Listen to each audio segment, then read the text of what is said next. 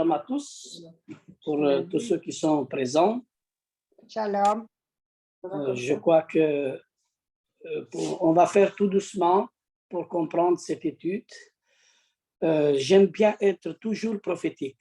Pourquoi? Parce que nous sommes un peuple prophétique. Et le livre dans lequel nous plongeons nos regards tous les jours, c'est un livre prophétique. Et celui qui prend passion de lire ce livre, il devient prophétique lui-même. Et d'ailleurs, la mission de prophète, c'est Yeshua. C'est Yeshua le véritable prophète. Tous les livres, tous les prophètes, ils parlent de lui. Lui, c'est le grand prophète. Alléluia. Alors nous qui sommes ses enfants, nous qui sommes ses disciples, nous pouvons devenir des disciples qui aiment la prophétie, qui aiment vraiment le message prophétique de Yeshua à Mashiach. Et dans la Torah, on voit souvent le mot loi. Loi qui veut dire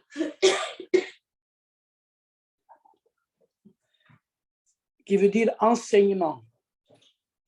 Et d'ailleurs, le mot Torah veut dire enseignement.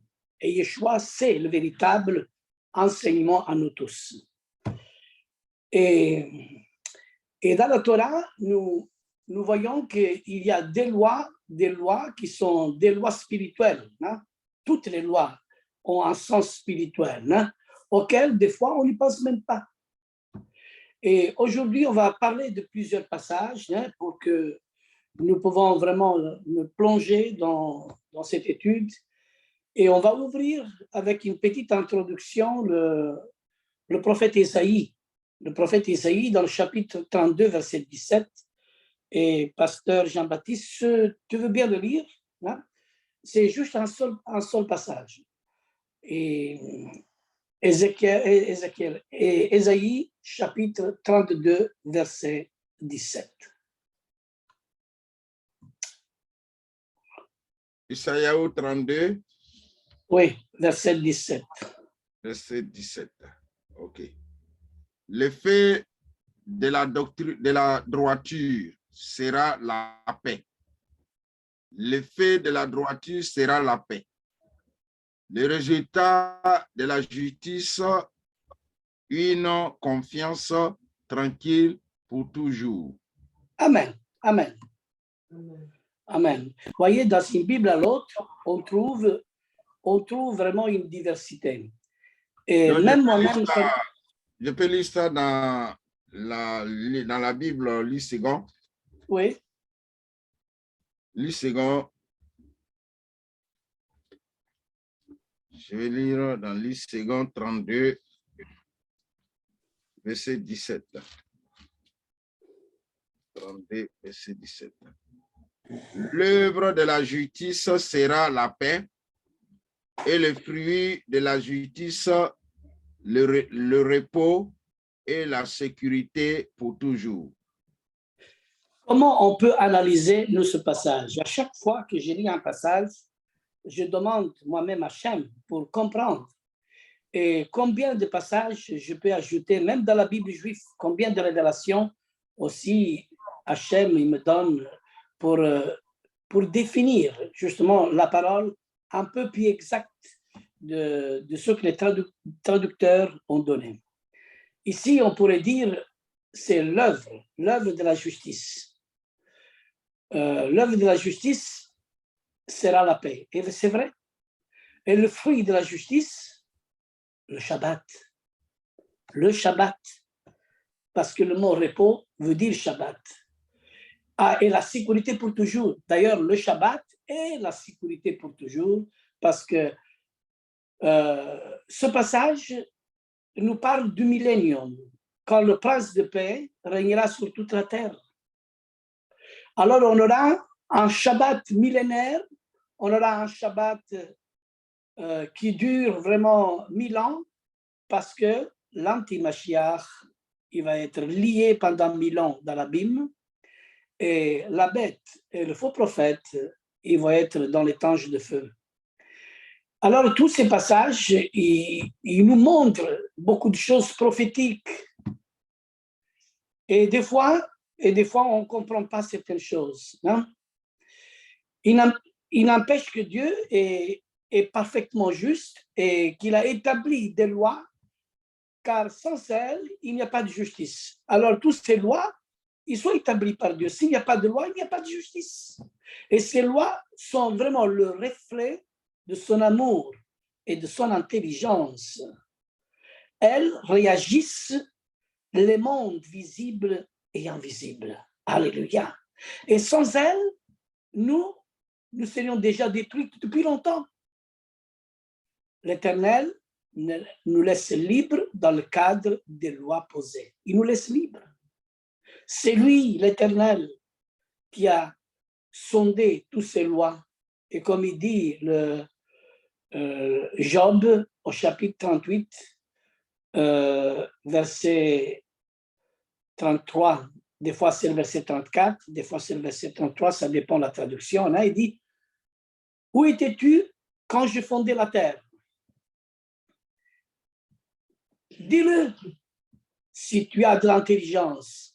Le verset 33, il dit, connais-tu les lois du ciel? Connais-tu les lois du ciel? Règles-tu son pouvoir sur la terre? C'est des points d'interrogation. Personne ne connaît les lois du ciel. Même un jour, Yeshua, il disait à ses disciples, si je vous parle des choses terrestres et vous ne comprenez pas, vous imaginez si je vous parle des lois célestes.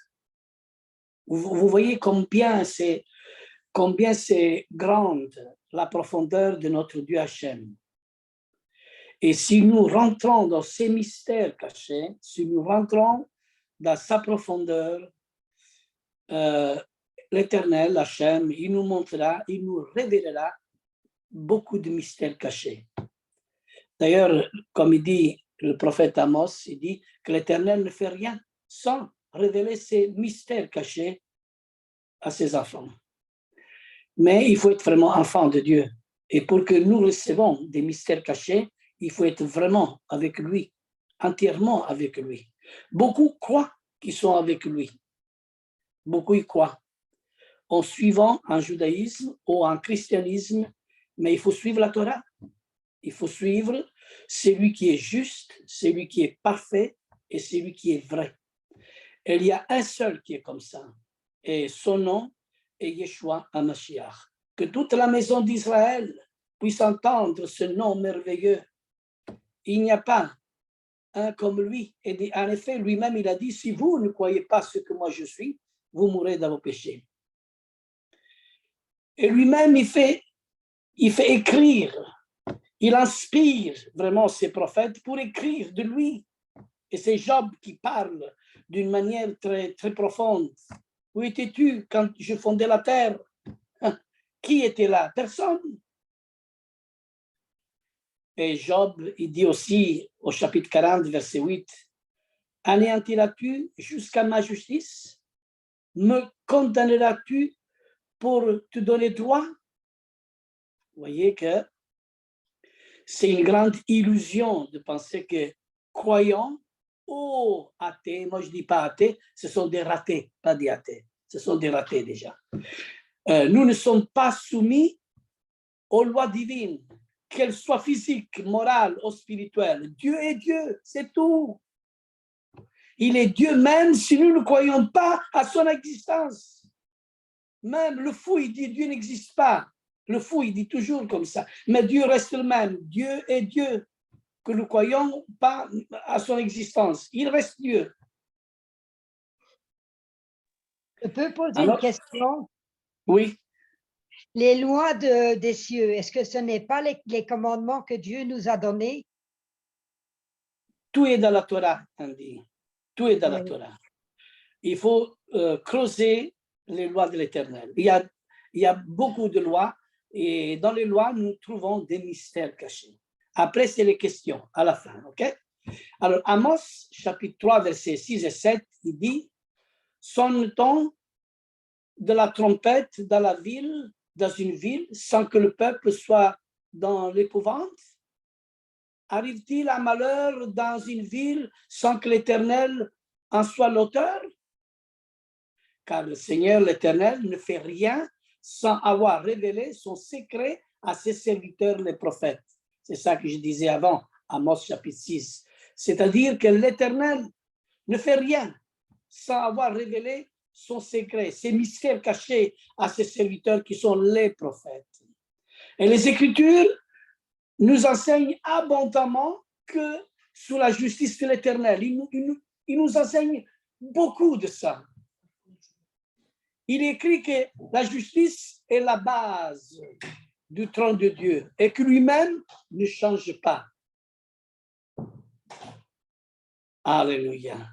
La justice et le droit sont la base du trône. Alléluia. L'amour et la vérité marchent devant toi. Et ce verset capital utilise deux mots importants.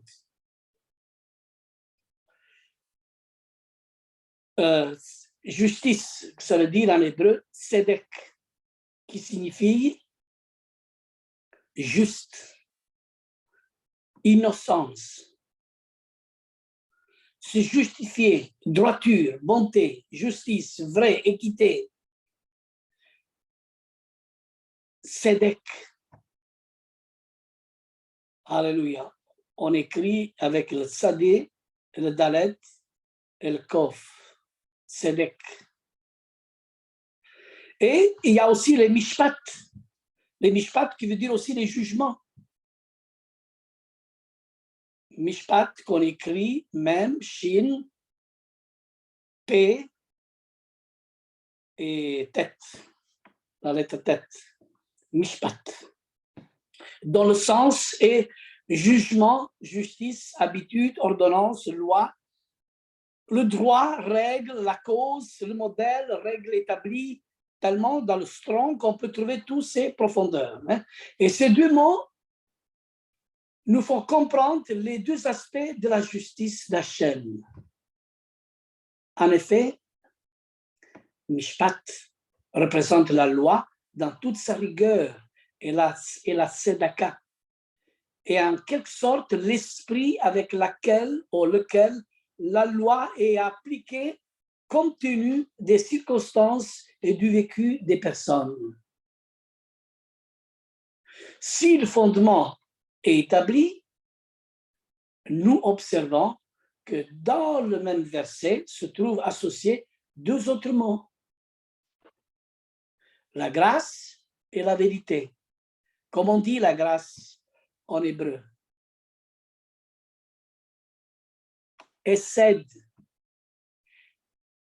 Hesed. Hei, Sameach, Dalet. Hesed, qui signifie grâce, miséricorde, bienveillance, bonté, amour, attachement, faveur, affection, piété, compassion, bienfaiteur, aimable, clémence, éclat, bien, bon. Voyez combien de richesses on trouve dans le Strong, où l'hébreu, avec un mot, il nous donne 10, 15 significations différentes. C'est-à-dire que qui pourra connaître la profondeur de la Torah? Qui peut sonder toutes ces profondeurs de la Torah? Lui, l'Éternel, qui s'appelle Hachem, Yeshua Mashiach, lui qui peut lire même à l'intérieur de notre pensée. Alléluia. Lui est la véritable grâce qui est apparue pour nous faire grâce à nous tous. Alléluia. Esed qui veut dire grâce. Emet qui veut dire vérité. Alléluia. Emet, vérité, qui est vrai, fidèle, intègre, bonne de foi, sécurité, tant d'autres mots. C'est-à-dire la justice de l'Éternel n'est donc ni aveugle et ni insensible. Elle est pleinement juste et la seule capable d'apaiser les âmes en souffrance. Par ailleurs, alléluia, la justice est éternelle. Le psaume 119, verset 142 dit, ta tzedaka, c'est-à-dire ta justice, ta tzedaka est éternellement tzedek, et ta Torah, enseignement, et vérité, et émet. Alléluia. On va lire ce passage dans la traduction. Voyez la différence qu'il donne d'un verset à l'autre. Pasteur Jean-Baptiste, je te veux lire le psaume 119, verset 142. Moi, je le lis autrement. Comment tu le lis dans la Louis II? «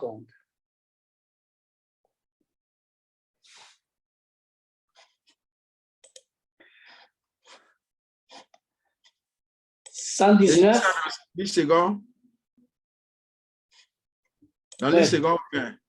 Oui, dans la Louis II. 119, verset 142.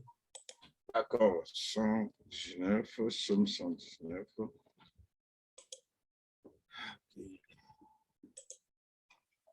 C'est le plus long psaume qu'il y a. Psaume 119, verset 142. Oui. OK. Psaume 119, c'est 142. Excusez-moi. N'oubliez pas ces passages. Ce sont des passages clés. Ouais. Quelle est la parole de Dieu? Ta justice est une justice éternelle et ta loi est la vérité. Ah, c'est-à-dire ta loi est la vérité, et on a aussi l'audace de dire nous ne sommes plus sur la loi qui est la vérité. On va dire que maintenant la loi est finie, et nous sommes sur la grâce, que la loi est la vérité. De quoi on parle? Je crois que on devient diabétique spirituellement. Alors il faut faire vraiment une bonne insuline spirituelle pour que on reçoive un bon antidote pour comprendre ces passages. Vous comprenez? Ta tzedaka, ta justice est éternelle. Ta tzedaka est éternellement tzedek. Et ta Torah est émet, vérité. C'est comme ça que je lis. Afin, la justice de l'Éternel dépasse les limites de ce monde. Et à la fois dans l'espace et dans le temps. Il dépasse tout, même dans l'espace, dans le temps. C'est-à-dire, la justice de l'Éternel dépasse toutes les limites. Et ce que Yeshua va venir établir ici sur cette nouvelle terre, quand lui va régner, c'est la justice d'abord. C'est pour ça que la Bible dit d'abord chercher le royaume de Dieu et sa justice. Et toutes choses, ils nous seront. Je peux lire ça dans la version oui. juive complète. Oui. Et ta justice est une justice éternelle et ta Torah est la vérité. Amen.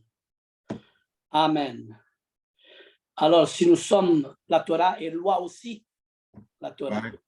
Alors, si nous ne sommes plus sous la loi, nous ne sommes plus sous la Torah. Il y a un problème. Vous voyez comment on peut se anéantir nous-mêmes parce qu'on ne connaît pas, on ne comprend pas. Alors, faites attention, surtout aujourd'hui, à des faux pasteurs, à des faux enseignants. Il y en a plein, partout. Aujourd'hui, ils sont tellement intelligents, ils prient même à côté un sapin de Noël. Ils vous souhaitent même des vœux à vous tous. Et il y a un sapin de Noël même à côté. Vous voyez? Tout est permis avec les fêtes païennes, avec les idoles, tout ça. Même aujourd'hui, il y a de tout. Faites attention. Pour Dieu, il n'y a aucune limite entre le visible et l'invisible. Et la question du temps n'existe pas pour Dieu. Le temps n'est qu'une limite imposée aux créatures mortelles que nous sommes. L'Éternel ne dépend pas du temps, il domine le temps. Lui, il est dans l'espace du temps, il reste toujours le même. Il est l'invariable. Alléluia.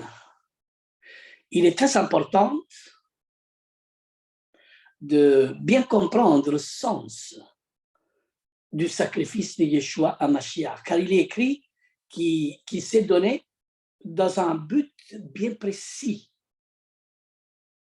C'est-à-dire, Yeshua, il s'est livré pour nos péchés, comme il dit Galates chapitre 1, verset 4, il s'est livré pour nos péchés, afin de nous arracher à ce monde du mal, conformément à la volonté de Dieu qui est notre Père, comme dit la Brita d'Achan. C'est-à-dire, pourquoi le Seigneur il nous a sauvés? Pourquoi il est venu ici sur terre? Pour nous délivrer de la malédiction éternelle. Il devait aller jusqu'à la croix. Il devait accomplir une mission pour que lui prenne notre place. C'est-à-dire, Yeshua est mort pour nous, pour notre condamnation. C'est pour ça qu'il y a un passage qui dit « Maudit soit celui qui est mis au bois. » Il a pris notre malédiction. Sa mort et sa résurrection sont la preuve que si nous suivons son chemin par la foi, nous aussi, nous ressusciterons par une autre monde, une autre vie, une vie éternelle. C'est éternel, ce qu'on appelle le salut aujourd'hui. Beaucoup de croyants, ils parlent de tout ça, mais il faut bien l'enseigner avec une bonne droiture. Il y avait un acte juridique divin qui, depuis la chute d'Adam, nous interdisait d'entrer dans la vie éternelle. Et cet acte juridique a été détruit. Et cette justice-là a été rendue pour ceux qui la reçoivent par la foi. Et chaque être humain doit se positionner par rapport à cette justice. Il y a un passage qu'on ne comprend pas tellement. C'est Colossiens chapitre 2, verset 14, qu'aujourd'hui, je voudrais bien mettre un peu le point. Voyez, pasteur, ici, il y a un passage où il dit, dans Colossiens chapitre 2, verset 14, il a effacé avec ses... Ça, on va le lire avec la Bible juive aussi. Hein? On va prendre plusieurs Bibles et on va voir le passage comme il a été traduit. Mais moi, je vais le lire aussi dans la Shoraki. Et pasteur Jean-Baptiste, il va le lire dans la Luseconte et après dans la Bible juive. OK? Colossiens, chapitre 2, verset 14. Le chapitre 2, il a fait couler beaucoup d'encre, tellement qu'on ne comprend même plus ce que Paul a voulu dire et qu'est-ce qu'il a dit à la Keila de Colosse. Il a effacé avec ses ordonnances l'acte manuscrit. Ça, c'est plus correct de ce qu'il dit la Shoraki. C'est-à-dire l'acte qui nous condamnait, hein, il a effacé avec ses ordonnances, l'acte manuscrit. C'est quoi l'acte manuscrit? Vous vous rappelez quand on condamnait quelqu'un, on lisait l'acte manuscrit. Voici, monsieur, il va être pendu parce que l'acte manuscrit dit il a été trouvé ceci, cela et cela. Et après, voilà, on donne la sentence. Hein? Mais aujourd'hui, dans ce passage, on pense qu'avec la venue du Messie, il a effacé toutes les ordonnances, toutes les lois de l'ancienne alliance. Mais, pasteur Jean-Baptiste, lis-nous ces deux passages, s'il vous plaît.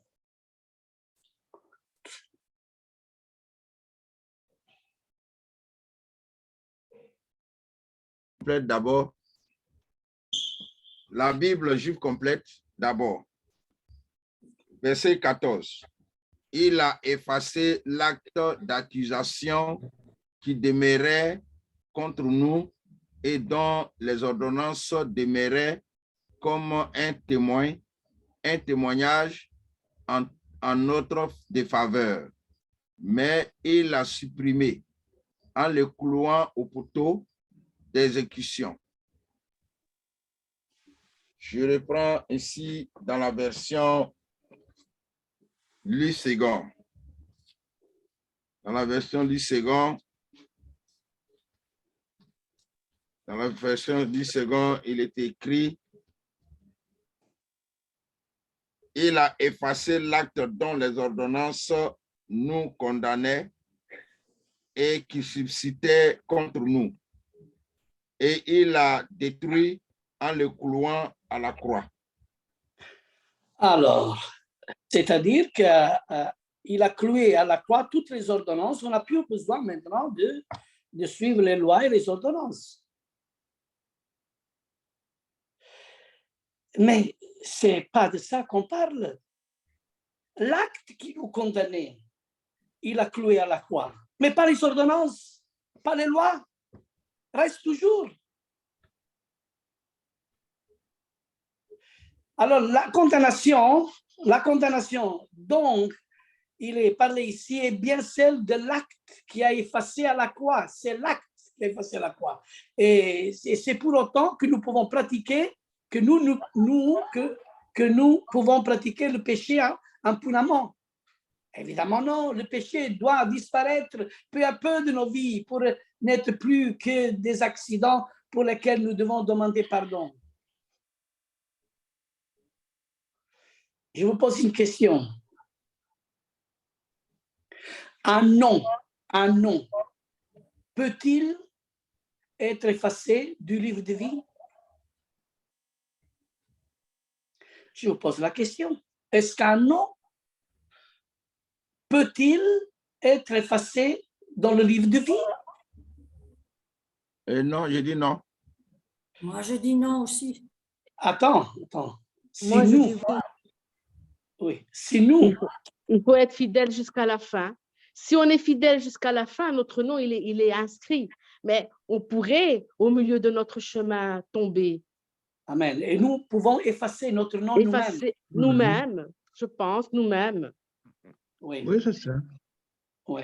Alors, même il y a un autre passage où certains ils disent, tous ceux que Dieu a plantés, personne ne peut comment dis-je, radicare, comment dit Thérèse? Personne ne peut une plante que Dieu a plantée, il ne peut pas être Déraciné. Oui, déraciné. Okay, merci. Déraciné. Des fois, j'oublie le mot en français. C'est-à-dire, chaque plante que notre Père a plantée, personne, mais chaque plante que le Père a plantée. Mais il y a aussi le libre arbitre, où tu es libre de laisser ton nom inscrit dans le livre de vie en suivant les commandements, et tu es libre aussi de l'effacer en te mettant contraire à Dieu et en t'éloignant de Dieu. Ceci n'empêche pas que l'Éternel a établi des lois grâce auxquelles le monde fonctionne et résiste à toutes les bêtises humaines. Toutes les lois physiques sont divines. C'est-à-dire qu'il n'y a pas de lois qui sont, certaines, j'attends dire des bêtises, mais toutes les lois physiques sont divines. C'est lui qui permet à la terre de tourner, à l'homme de se tenir debout et à l'eau de s'écouler, au soleil d'éclairer. C'est lui qui fait ça. Ce sont ses lois, ce sont ses ordres. Il y a également des lois de fonctionnement du genre humain sur cette terre. Il y a aussi des lois d'amour, de bon sens, qui permettent par exemple de garder la santé, etc. Si quelqu'un jette dans l'air une pierre au-dessus de lui et il reste sur place, il a toutes les chances de la recevoir sur la tête, la pierre. Qu'il soit chrétien ou non, c'est bête à dire, mais c'est comme ça. Il y a toujours des conséquences heureuses ou fâcheuses à tout ce que nous faisons, disons et pensons. Il y a des clés de fonctionnement qu'il nous faut comprendre pour vivre en harmonie avec l'Éternel, avec notre prochain et nous-mêmes. Et cette étude ici, il montre simplement quelques lois et les conséquences de leur application dans nos vies. On croit parfois que Dieu va résoudre tous nos problèmes parce que nous sommes devenus chrétiens. Oui, en quelque part, peut-être c'est vrai, mais pas comme par magie, mais par obéissance. Il est très rare que Dieu enfreigne ses propres lois. Et maintenant, je vais vous parler de la loi des semailles, c'est-à-dire de ce qu'on sème, hein, de ce que l'homme sème. Et après cela, je vais terminer et après on va continuer parce que je suis à la 12e page, mais je pense qu'il y a 10 pages au moins. Hein. Et j'aime bien rentrer dans la profondeur avec vous et petit à petit, vraiment rentrer dans ces enseignements afin que Mishpara puisse vraiment grandir et aller de l'avant sur une bonne conduite.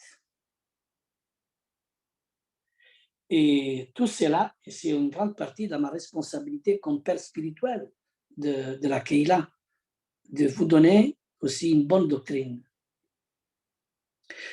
Maintenant, bien que je suis votre pasteur, j'ai aussi un canal humain à laquelle vous aussi pouvez me dire, pasteur, je ne comprends pas. Et on discute. Et des fois, avec des questions qu'on se pose les uns et les autres. Moi, j'ai grandi aussi avec vous et on grandit ensemble. Vous savez, c'est l'humilité qu'il faut avoir. Celui qui est juste et parfait est le seul qui ne se trompe pas. C'est notre Messie, c'est notre Seigneur. Alléluia. Et on va lire. Dans Galates, chapitre 6, verset 6, chapitre 6, verset 7 à 10. On va donner une belle lecture. Quelqu'un qui le trouve, il peut le lire.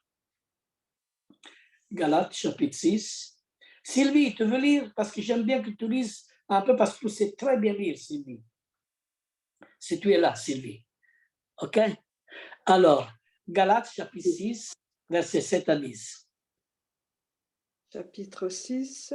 Tu n'as pas mis la caméra. Oui, j'ai pas mis la caméra. J'ai pas compris le. Écoute aussi, toi. Oui. Galates, chapitre 6, le verset 7 à 10. Voilà. Galates, chapitre 6, versets 7 à 10. Ne vous y trompez pas. On ne se moque pas de Dieu. Ce qu'un homme aura semé, il le moissonnera aussi. Celui qui sème pour sa chair, moissonnera de la chair la corruption. Mais celui qui sème pour l'esprit, moissonnera de l'esprit la vie éternelle. Ne nous lassons pas de faire le bien, car nous moissonnerons au temps convenable, si nous ne nous relâchons pas. Ainsi donc, pendant que nous en avons l'occasion, pratiquons le bien envers tous et surtout envers les frères en la foi. Amen. Merci, Amen. Sylvie. Une très belle expression, une très belle lecture. J'aime bien quand tu lis. Merci. Alléluia. Alors, voyez ici le verset 7 qui dit « Oui, ce que l'homme sème, il le moissonne aussi ». Et cette loi ne s'applique pas seulement au travail de la terre, car nous impactons notre prochain et notre environnement de toutes les manières. L'être humain est à la fois semeur, s'aimer et ensemencer. Et un semeur va d'abord préparer le terrain, défricher et retirer les pierres, retourner la terre, réduire les mottes et créer les sillons.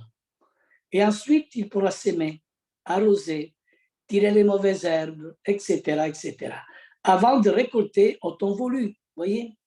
Mais voilà, beaucoup de travail. Ça demande beaucoup de travail pour avoir un bon résultat.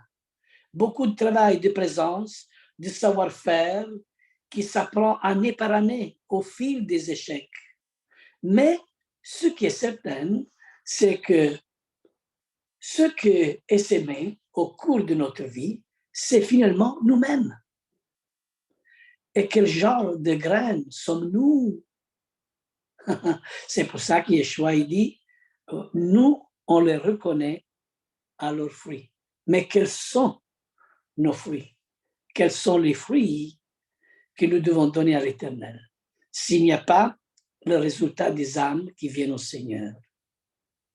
Si on parle le fruit de l'amour, c'est le fruit de l'esprit, n'est pas le tien.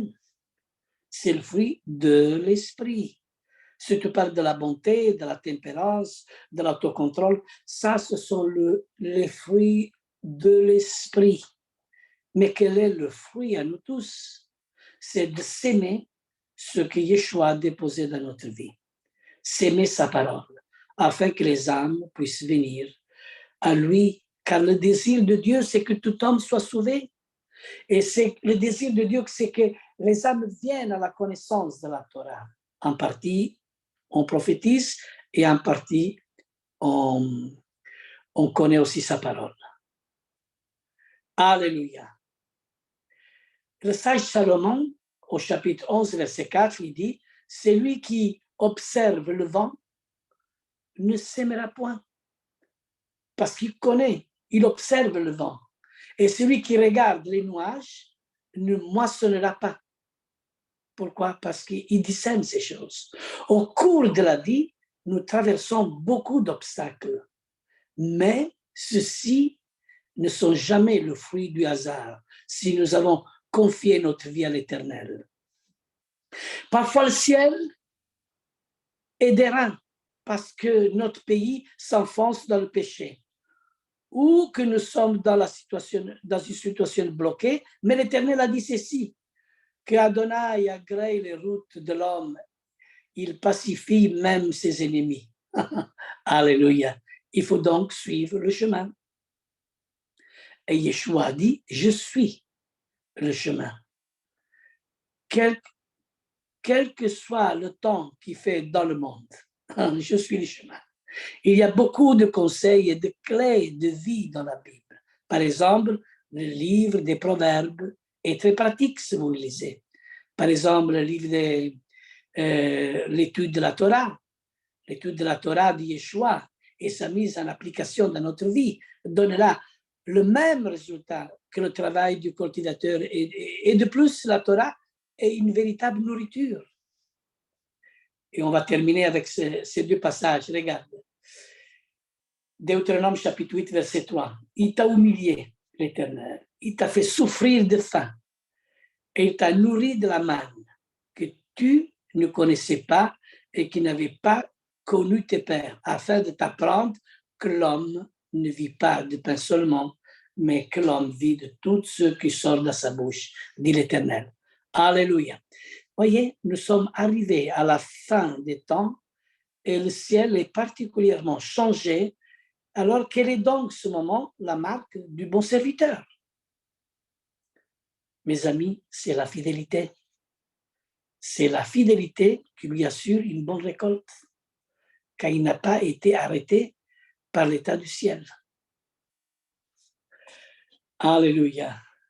Quel est donc le serviteur fidèle et prudent que son maître a établi sur ses gens pour leur donner la nourriture au temps favorable?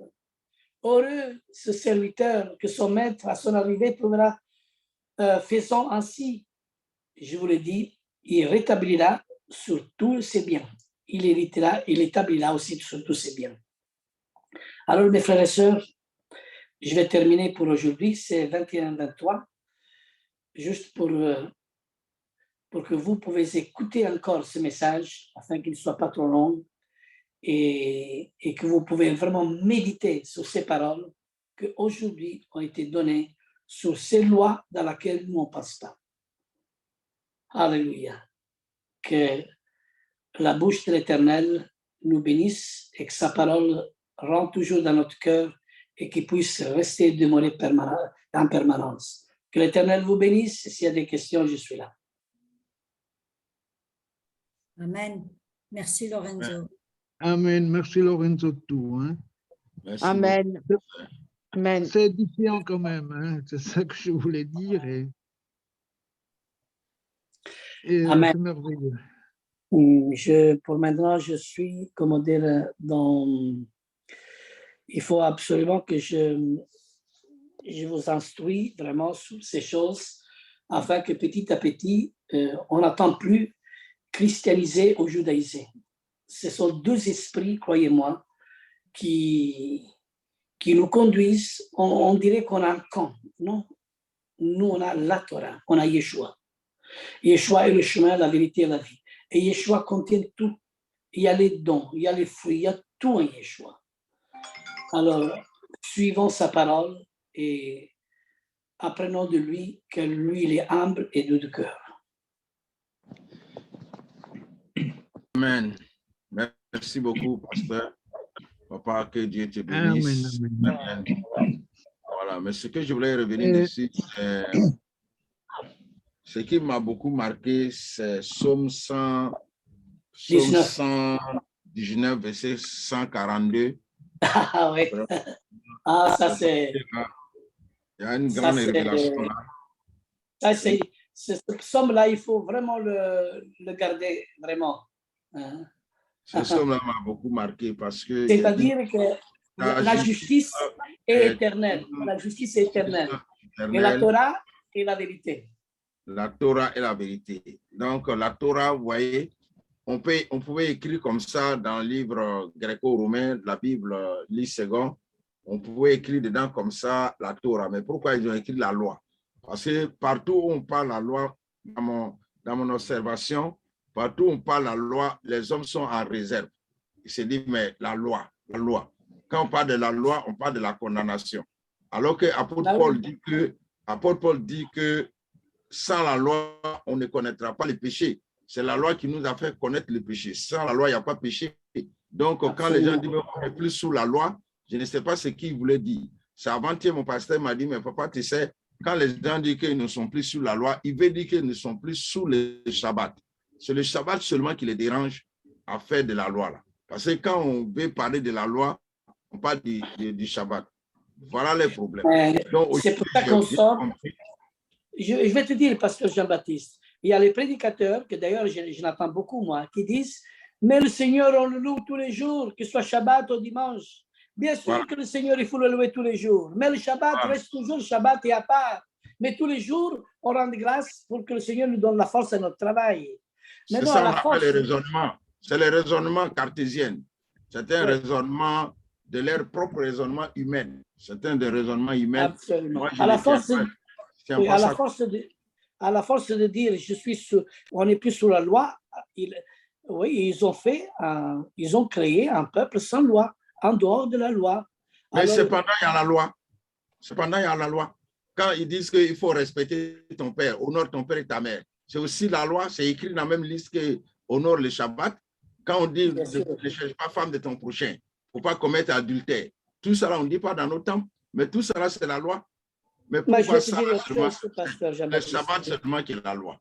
Voilà le problème. Donc, moi, je suis toujours, c'est mon message, je vais le dire jusqu'à ce que je vais quitter sur la terre. Je vais leur parler, celui qui veut comprendre, il va comprendre. Sinon, ça seulement, je ne suis pas d'accord avec lui. Je vais te dire quelque chose. J'ai écouté par un pasteur que bientôt, il va être le pasteur messianique, bientôt, qui va rentrer dans une communauté, je ne fais pas le nom. Je ne cite même pas le nom, vous m'avez déjà compris. Et lui-même, il a dit, justement, il faut vraiment écouter son message, que les premiers 4 commandements, on ne les comprend pas, c'est-à-dire c'est incompréhensible. C'est après qu'on commande, parce que, voilà, les premières 4 sont incompréhensibles, ne sont pas pour nous, en disant. Hein. Voilà, il ose dire des choses pareilles, je ne sais pas. Il est franc, il est intellectuel, mais c'est aussi un séducteur, aussi, hein, très séducteur. C'est pas parce qu'on est juif, ou c'est pas parce qu'il est juif. Hein? Alors les personnes ils disent, voilà, il est juif, il est dans une communauté chrétienne, alors on va écouter les juifs parce qu'il est convaincant, il est juif, et si un juif il dit, voilà. Mais justement, les problèmes, c'est les juifs partout, qu'ils soient orthodoxes et qu'ils soient aussi, qu'ils soient juifs ou gentils. C'est-à-dire, il faut être en Yeshua, il faut être dans la Torah. C'est-à-dire, le Seigneur regarde le juif comme le gentil de la même manière. C'est-à-dire, qu'il y a une priorité, ça oui, mais les juifs et les gentils doivent vivre ensemble avec la même foi, avec le même Dieu, la même expression de foi, le même appel. Ça, c'est la volonté de Dieu, ce que nous devons faire. Ça fait partie du rôle des gentils dans le moment messianique, d'avoir un même Dieu, un même appel, une même foi et une même seule expression de foi, juifs et gentils ensemble pour le royaume de Dieu. C'est bien.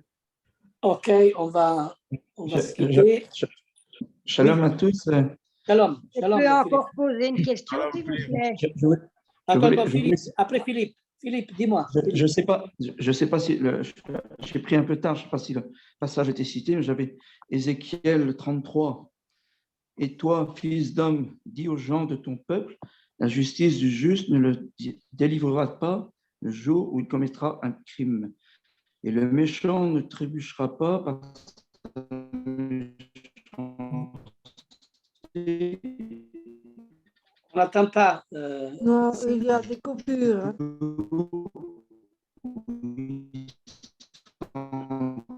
Détournera, ne pourra pas vivre par sa justice. Allô? On n'a rien entendu parce qu'il y a. C'est quel passage? On n'a rien entendu. Ézéchiel 33, Ouais. verset 12 à 15. Ouais. Ouais. Oui, bien sûr. Ah oui, dans quel concept, ça il faut lire tout. Pourquoi il dit ça? Pourquoi la justice du juste ne sauvera pas au jour de sa transgression? Mais il dit au jour de sa transgression, c'est-à-dire quand tu transgresses et que tu es juste et après tu vas transgresser, dans le jour où tu as transgressé, la justice ne peut rien faire parce que tu as transgressé. Et le méchant ne tombera pas de sa méchanceté le jour où se détourne, c'est-à-dire le méchant qui doit être jugé, s'il se détourne du mal, il va être sauvé. Mais c'est la justice du juste.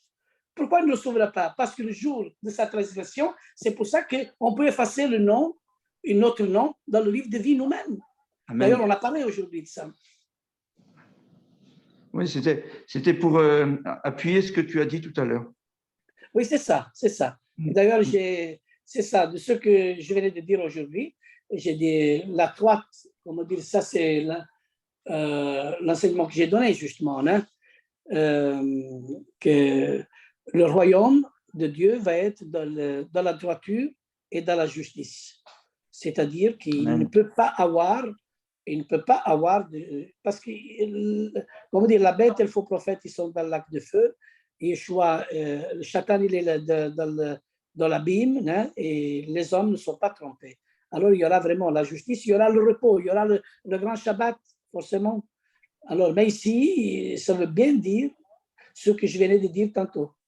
Merci, Philippe, de m'appuyer aussi avec ce passage. C'est aussi un complément. Merci beaucoup. Amen. On va prier. Je ne peux pas poser ma question. Ah oui, excuse-moi, dis-moi. Merci, pasteur. Le Seigneur, il a dit à Adam et Ève, puisque vous avez péché, maintenant vous n'aurez plus droit au paradis, vous souffrirez. Comme il a dit, les femmes accoucheront dans la douleur, ainsi de suite. Mais après, il a envoyé son Fils pour effacer nos péchés. Mais pourquoi il a effacé les péchés et pas notre douleur? Ce sont les conséquences du péché. Ouais, d'ailleurs, ouais. Il y a beaucoup à dire, Andy, hein, parce que quand toi, tu allumes je te fais un exemple. Tu es dans ta maison et tu allumes l'électricité. Quand il fait noir, il faut allumer la lampe, hein, mais l'électricité consomme. À la fin du mois, tu vas payer la facture, non? Oui. Bien sûr que tu vas payer la facture. Toutes les factures, ils vont venir pour les payer. Et ça, c'est la même chose quand nous, on pêche. Hein, les conséquences, ils sont là. On va les payer. C'est parce que les hommes continuent toujours à pécher. Ah, bien sûr, bien sûr. C'est-à-dire que c'est pour ça que quand l'homme a péché, on dit toujours l'homme. Normalement, c'était la femme qui a commencé, mais c'est toujours l'homme, on dit. Hein. L'Éternel a dit à l'homme, pourquoi tu as fait ça? Il aurait dû aller vers la femme, parce que c'était la femme qui avait consommé le fruit. Hein. Alors, il a dit, moi, c'est la femme que tu m'as donnée. Dieu va à la femme, pourquoi tu as fait ça? Moi, c'est le serpent. Il faut trouver un coupable. Non? Il faut trouver un coupable. Alors, nous avons 3 ennemis devant nous. Ça c'est encore une autre étude. Hein? Le premier ennemi, c'est nous-mêmes, c'est la chair, hein? Parce qu'on a des désirs charnels. Aujourd'hui, j'avais dit de jeûner, de ne pas manger. Thérèse, il a fait un bon plat de quinoa avec les légumes et tout ça. Alors, qu'est-ce que j'ai fait? J'ai mangé et je me suis laissé tenter. Tu vois? Et je ne devais pas manger. Alors, comment dire? Le bien, des fois, qu'on doit faire, on ne le fait pas. Et le mal qu'on ne doit pas faire, on le fait. Et même l'apôtre Paul, il dit, qui me sépare de ce corps de mort? C'est-à-dire, on est dans la chair. Hein? Et comme le juste pêche cette fois et après se relève, hein? Comme il dit dans Proverbes, chapitre 16, verset 24, voilà, c'est comme ça. Alors, oui, le Seigneur après a prévu justement pour le péché. Quand il a dit la sémence de la femme, il va t'écraser la tête. C'est pas Marie, comme ils disent les catholiques, la sémence. La femme, ça représente Israël. Et dans le peuple d'Israël, plus tard, va naître le Messie qui est promis. Et c'est pour ça que quand on parle, tu blesseras le talon, ça parle de Golgotha. Et c'est là qu'il a vraiment cloué nos malédictions. C'est-à-dire l'acte qui nous condamnait, c'est lui qui l'a vraiment enterré, on va dire. Hein? Heureusement qu'Yeshua il est venu pour nous délivrer de la condamnation et de l'enfer à venir. Merci au Père qui nous a donné le meilleur de soi-même. Merci beaucoup, Père. Merci beaucoup, Lorenzo. Mais je voudrais aussi intervenir. Hein. Yeshua Mashiach, il est venu justement pour nous sauver du péché, de la mort éternelle que nous avions. C'est ça. Pas des conséquences, hein, mais pas des conséquences que nous avons. Non. Les conséquences, on les fait toujours, Rosario. Les péchés, on les fait toujours. Mais de la malédiction éternelle, c'est-à-dire de l'enfer. Pourquoi? Parce que nous tous, on était condamnés. Alors, c'est pour ça que les lois noachites ne peuvent rien faire. Comme disent les Juifs, il y a les lois noachites, les 7 lois. Après les 7 lois, tu vas quand même en paradis. Non. Yeshua, il est venu pour nous délivrer de la condamnation. C'est-à-dire les lois noachites n'ont rien à voir. Nous sommes sauvés par le sang de Yeshua et par la puissance de son esprit. Nous avons notre regard vers lui. Il y a un seul moyen pour aller vers le Père, c'est Yeshua. Ça, il faut pas écouter tous ces drôles de judaïté et aussi de christianité. C'est dans les deux sens, ça va. Il faut être très affermi dans la parole et très affermi, vraiment. C'est pour ça qu'il faut sortir de toutes sortes de dénominations.